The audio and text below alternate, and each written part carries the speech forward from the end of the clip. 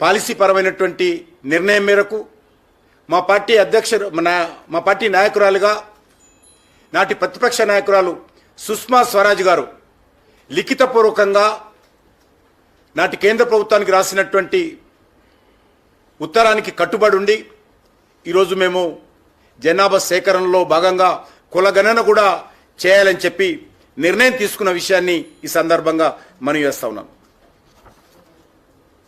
మరి ఈరోజు కాంగ్రెస్ పార్టీ జబ్బలు చర్చుకుంటూ మాట్లాడుతున్నారు. ఇది మా విజయము, మీరు స్వాతంత్రం వచ్చిన తర్వాత 60 సంవత్సరాల అధికారంలో ఉండి మీరు ఎందుకు చేయలేదో కాంగ్రెస్ పార్టీ ముందు దేశానికి క్షమాపణ చెప్పాలి. ఈరోజు కాంగ్రెస్ పార్టీ మిగతా ప్రైవేట్ లిమిటెడ్ కంపెనీలన్నీ కూడా రాజకీయ ప్రయోజనాల కోసం మాట్లాడుతూ ఉన్నారు. రాహుల్ గాంధీ ఇది నా ఘనత ఆయన చెప్పుకోవడం ఏదైతున్నదో మరి చాలా సిగ్గుచేటని ఈ సందర్భంగా మనం చేస్తున్నాం. రాహుల్ గాంధీకో కాంగ్రెస్ పార్టీకో భయపడి మేము నిర్ణయాలు తీసుకోలేదు. 2010లో కాంగ్రెస్ పార్టీ అధికారం ఉన్నప్పుడు ఏ కమిట్మెంట్ తోటైతే మేము ఆ రోజు పార్లమెంటులో బయట చెప్పామో అదే కమిట్మెంట్తో ఈరోజు నిర్ణయం తీసుకున్నాం. రాహుల్ గాంధీ కాంగ్రెస్ పార్టీ మాటలు వింటే ఒక సామెత జ్ఞాపకం వస్తుంది. కథ, రోడ్డు మీద ఎడ్ల బండి పోతూ ఉంటే ఎడ్ల బండి కింద ఒక కుక్క వచ్చిందట. ఆ కుక్క అనుకుందట ఈ ఎడ్ల బండి నేనే మోస్తున్నాను, నేనే నడిపిస్తున్నాను, ఈ భారం అంతా నా మీదనే ఉంది అనుకుందట. ఈరోజు కాంగ్రెస్ పార్టీ పరిస్థితి కూడా అదే విధంగా కనిపిస్తూ ఉంది. ఇంకొక విషయం ఈ సందర్భంగా మనం చేస్తున్నాను.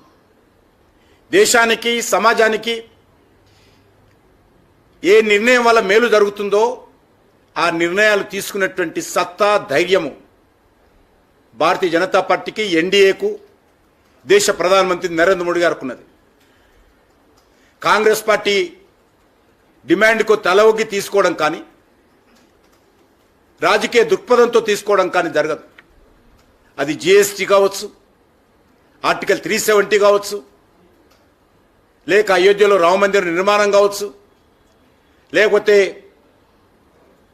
త్రిపుల్ తలాక్ కావచ్చు, ఏ రకమైన నిర్ణయాలు తీసుకున్నా కూడా దేశ హితం కోసం, దేశ ప్రజల సంక్షేమం కోసం మేము అది షెడ్యూల్ క్యాస్ట్కి సంబంధించినటువంటి ఏబిసిడి వర్గీకరణ కోసం కేంద్ర ప్రభుత్వ వైఖరి కావచ్చు, అది ప్రజల దృష్టి పెట్టుకొని వాళ్ళ సంక్షేమాన్ని దృష్టి పెట్టుకుని నిర్ణయం తీసుకుంటాను తప్ప రాహుల్ గాంధీకో కాంగ్రెస్ పార్టీకో రేవంత్ రెడ్డికో భయపడి నిర్ణయం తీసుకోమని మనవి చేస్తా ఉన్నాం. ఇంకొక విషయం కూడా మనవి చేస్తా ఉన్నాం. మేము చేపట్టబోయే కులగణనలో ఎట్టి పరిస్థితుల్లో కాంగ్రెస్ పార్టీ లాగా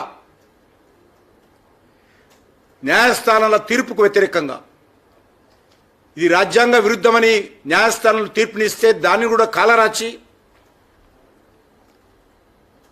బీసీ ముస్లింలని ఒక ప్రత్యేకమైనటువంటి కాలం ఏర్పాటు చేసి మత ప్రాతిపాదికన ముస్లింలందరినీ కూడా బీసీలో చేర్పించేటువంటి చర్య ఏదైతే కాంగ్రెస్ పార్టీ చేసిందో దాన్ని ఎట్టి పరిస్థితుల్లో భారతీయ జనతా పార్టీ అంగీకరించదనే విషయాన్ని, మేము చేపట్టబోయేటువంటి కులగణనలో మతపరమైనటువంటి ప్రాతిపాదికన, మతం ప్రాతిపాదికన ఏ వర్గాన్ని కూడా బీసీలో చేర్చే ప్రసక్తి లేదని చెప్పి ఈ సందర్భంగా మనం చేస్తున్నాం. అసలు కాంగ్రెస్ పార్టీలోనే కులగణన విషయంలో ఏకాభిప్రాయం లేదు. వాళ్ళే 2 నాలుకల దొరితో మాట్లాడుతున్నటువంటి వాళ్ళు ఈరోజు భారతీయ జనతా పార్టీ వాళ్ళను చూసి నేర్చుకోవాల్సిన అవసరము లేదనే విషయాన్ని ఈ సందర్భంగా మనం చేస్తున్నాం. కాంగ్రెస్ పార్టీ ఎప్పుడు ఏ నిర్ణయం తీసుకున్నా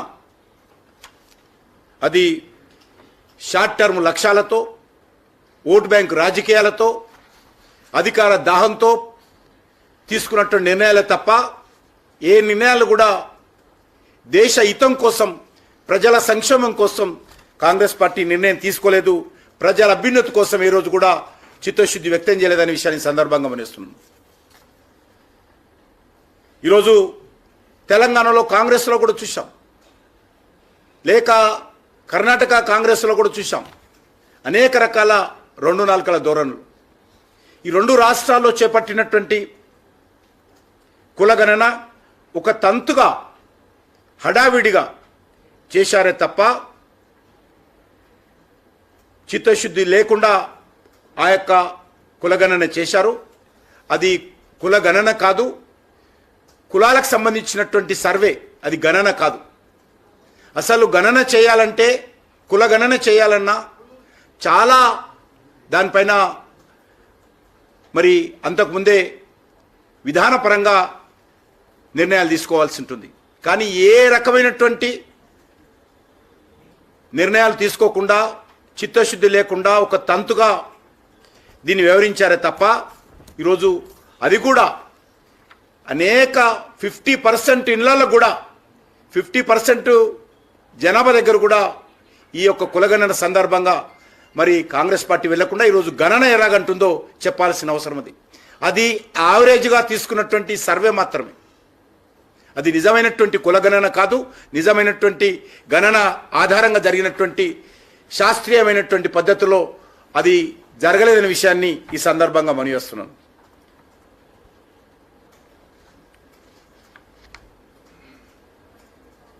బీసీలో ఉన్నటువంటి అన్ని వర్గాల ప్రజలకు న్యాయం జరగాలంటే శాస్త్రీయమైనటువంటి పద్ధతిలో నిష్పాక్షపాతంగా ఈ యొక్క కులగణన జరగాలంటే అది జనగణన జరిగినప్పుడే అది సాధ్యమవుతుంది. ఎందుకంటే చాలా పెద్ద కొన్ని లక్షల మంది ఈ యొక్క జనాభా సేకరణలో జనగణనలో పనిచేస్తారు కాబట్టి అప్పుడు మాత్రమే సాధ్యమవుతుందనే విషయాన్ని, ఇంత పెద్ద దేశము సుమారు 140 కోట్ల మందికి పైగా ఉన్నటువంటి మనలాంటి దేశంలో ఏ యొక్క గణన జరగాలన్నా కూడా దానికంటే ముందు చాలా పెద్దగా ఎక్సర్సైజ్ చేయాల్సి ఉంటుంది. అందుకే జనగణనంతో దీన్ని జోడించినప్పుడే అది సమగ్రంగా ఆ యొక్క కులగణన జరుగుతుందనే విషయాన్ని కూడా ఈ సందర్భంగా మేము మనవిస్తా ఉన్నాను. ఈసారి చాలా నిర్మాణాత్మకంగా జనగణన చేపట్టడము, అందులో ఇంతకుముందు చెప్పినట్టు కులగణన కూడా జరపాలన్నదే మా ప్రభుత్వం యొక్క స్పష్టమైనటువంటి విధానం. ఇది రేవంత్ రెడ్డి గారు మాట్లాడుతూ ఇంతకుముందు గత 10 సంవత్సరాలుగా ఎందుకు చేయలేదంటున్నాడు. 10 సంవత్సరాలలో ఎప్పుడు కూడా మేము జనాభా గణన చేయలేదు, జనగణన చేయలేదు. మొదటిసారి ఇప్పుడు చేయబోతున్నాం. గతంలో 2010లో నువ్వు ఏ పార్టీలోనో తెలియదు, 2010లో కానీ మీరు కాంగ్రెస్ పార్టీలో చేరకముందే మేము కులగణన కోసము పార్లమెంటులో మా యొక్క వైఖరి స్పష్టం చేశామన్న విషయాన్ని ఈ సందర్భంగా మనవిస్తున్నాను. అందుకే ఈరోజు గత 10 ఏళ్ళకోసారి దశాబ్దపు మొదటి సంవత్సరంలో కులగణన జరగాలనేటువంటి నిబంధన మన దేశంలో ఉంది.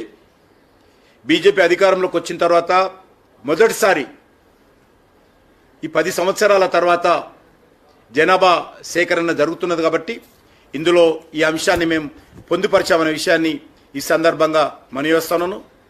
ముందుగా రాహుల్ గాంధీ కానీ రేవంత్ రెడ్డి గారు కానీ గత 60 సంవత్సరాలుగా మీరు పరిపాలన చేసినటువంటి మీరు మీ హయాంలో అనేక సార్లు పార్లమెంటులో, పార్లమెంటు బయట కుల